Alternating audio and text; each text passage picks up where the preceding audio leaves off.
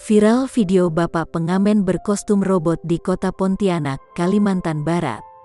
Sosok bapak pengamen ini pertama kali terungkap pada video TikTok milik akun @nibulat. Bapak pengamen itu dikenal dengan panggilan Pak Muhammad. Dari pertemuan itu, Teri mengatakan sosok bapak pengamen berkostum robot ini adalah sosok pribadi yang ramah dan tulus.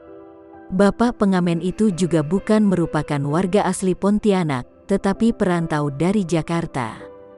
Diketahui pula, bapak berkostum robot ini mengamen demi membiayai pengobatan istri, yang hidup bersama anak di Jakarta.